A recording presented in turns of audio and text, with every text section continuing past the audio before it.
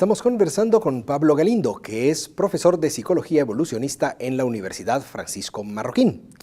Pablo, ¿qué es la psicología evolucionista?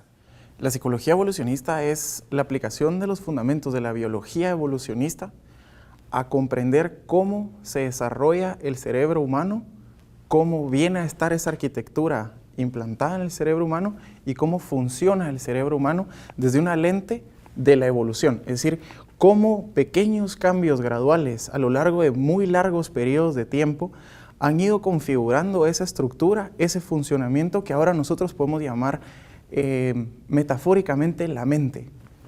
¿Sería correcto decir que la psicología evolucionista ha adquirido mayor importancia en los últimos 10 años? Sí, totalmente. De hecho, por ejemplo, en economía podemos ver una de las aplicaciones más importantes, que es todo el tema del behavioral economics, behavioral finance, porque una de las bondades de este marco teórico que explica muy bien es cómo funciona la mente humana, sobre todo cómo funciona cuando es normal, que es al final lo que trataría o debería intentar explicar la psicología, y de esa manera podemos ver cómo el ser humano se comportaría en ciertos ambientes de decisiones económicas, en ciertos ambientes de decisiones financieras, en consumo, digamos, para temas de marketing. Entonces tiene una aplicación, digamos, muy amplia porque explica la naturaleza, la esencia del ser humano.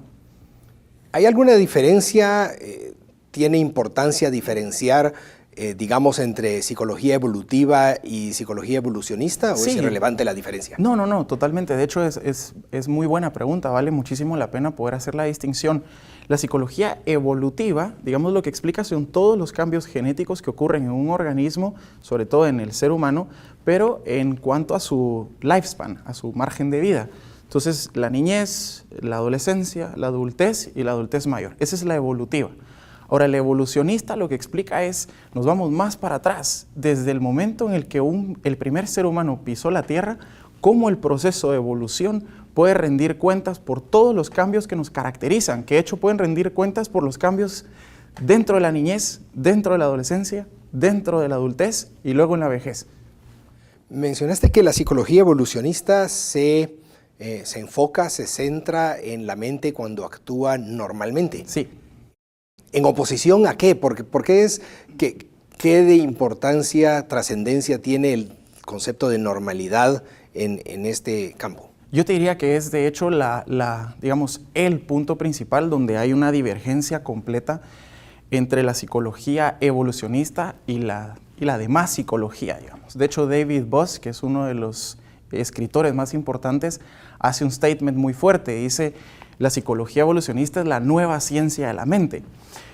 La psicología evolucionista, al tratar de explicar cuál es la naturaleza del ser humano, rinde cuentas de cuál es el comportamiento normal, en condiciones normales. Por el otro lado, digamos, la otra psicología, desde Freud, digamos, estamos hablando de inicios de 1900, un poquito finales, pero para ponerlo en un contexto, empezamos a explicar qué es lo anormal, qué es lo que se espera que funcione mal de una persona. Y luego todos los escritos, todos los aportes teóricos que vienen posteriores hasta hoy día, están tratando de explicar qué funciona mal, pero sin antes poder entender qué es que algo funcione bien.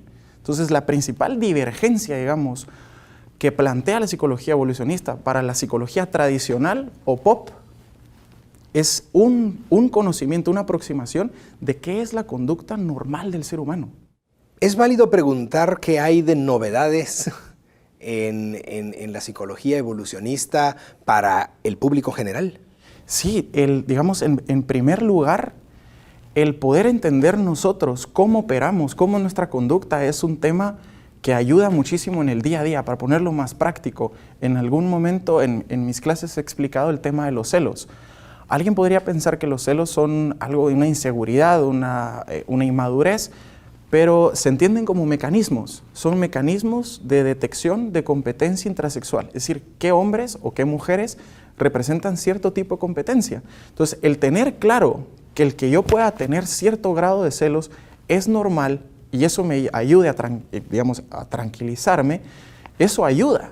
Luego, en decisiones económicas, si yo sé cuál es el tipo de razonamiento que uso para ciertas decisiones económicas, entonces me ayuda a mí también a prevenir ciertos errores que son sumamente predecibles, que son normales, y al final a lo que nos llevaría es, con un profundo entendimiento de nuestra naturaleza, cómo deberíamos de manejarnos mejor, contemplando nuestros márgenes de error, nuestra falibilidad como seres humanos.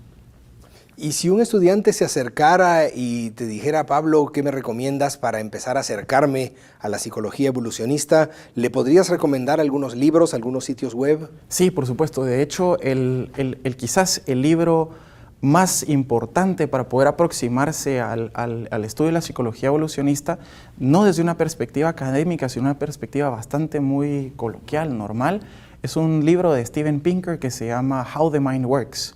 Es un libro genial que nos da una pauta muy grande de entender cómo es esa naturaleza del cerebro, cuál es esa arquitectura, cómo funciona y por qué es tan importante esa aproximación hoy día. Finalmente, tengo entendido que la Universidad Francisco Marroquín es pionera en este campo, en la enseñanza de este campo. ¿Puedes contarnos detalles? Sí, de hecho, en psicología evolucionista es una rama, digamos, de la ciencia bastante nueva.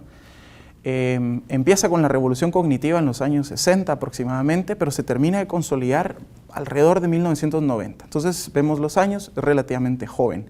Entonces en algunas universidades en Estados Unidos, otras en España, algunas en Londres, los cursos se imparten de forma aislada, pero a nivel de posgrados.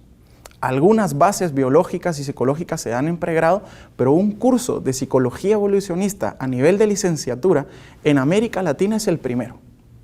Gracias, Pablo, por compartir estas experiencias con nosotros y a ustedes también. Muchas gracias.